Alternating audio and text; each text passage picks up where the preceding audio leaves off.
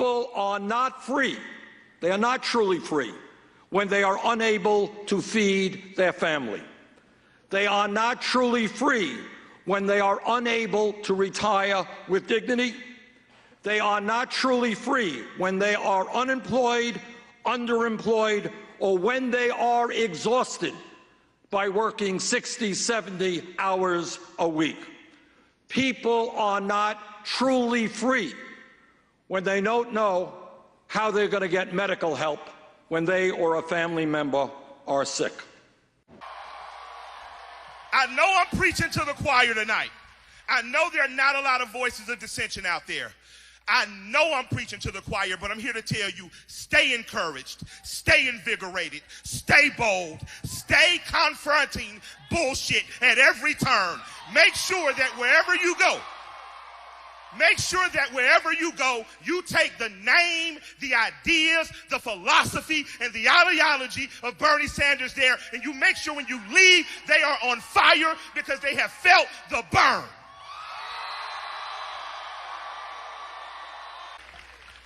This afternoon, here in Atlanta, I was able to visit the very beautiful Martin Luther King Jr. Center for Nonviolent Social Change. He was a great leader because he was a man not only of great intelligence and great courage. He was a guy who was beaten time and time again, thrown in jail time and time again, but he kept his eyes on the prize. Always fighting for what he called the beloved community, his vision for a world of justice, of peace, and equality for all humanity. That was his vision.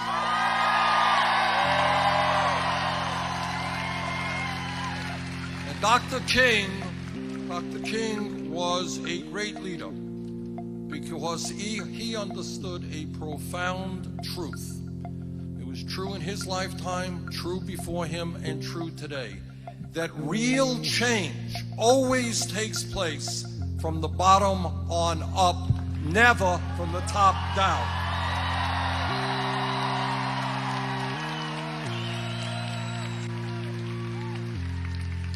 And I hope all of you will remember where he was and what he was doing when he was assassinated in 1968. He was standing shoulder to shoulder with sanitation workers in Memphis, Tennessee, union workers who were being exploited, workers who were earning wages much too low, workers who were having work conditions absolutely horrendous. And he said, I will stand with you. He was a great leader because he understood that justice in America was even more than civil rights. It was economic rights as well.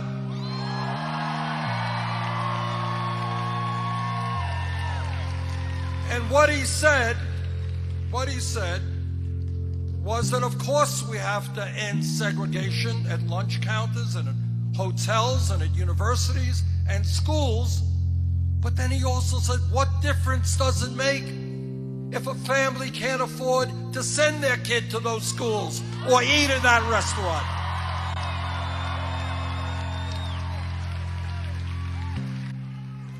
And politics is also an understanding, as Dr. King understood, that nothing real changes, that we don't make the change that we have to unless millions of people get involved in the political process, what I call a political revolution.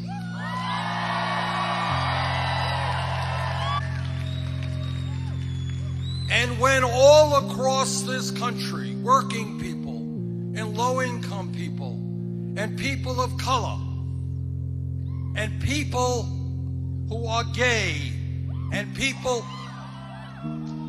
who were born in other countries, when we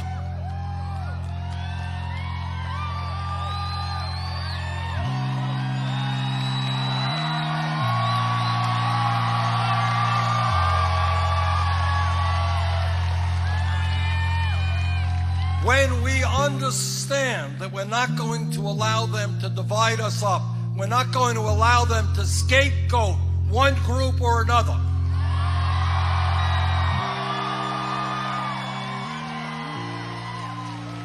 When we come together and when we say loudly and clearly, enough is enough,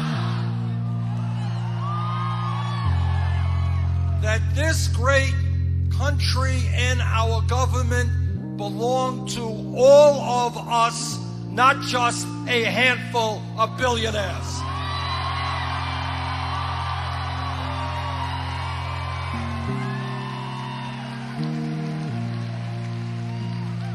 And that is what this campaign is about. It's a coming together. It's a telling people who have given up on the political process, you better come back in. And when we talk about politics in America, let me tell you what no other candidate for president will tell you, and that is that no president, not Bernie Sanders or anybody else, can do it alone.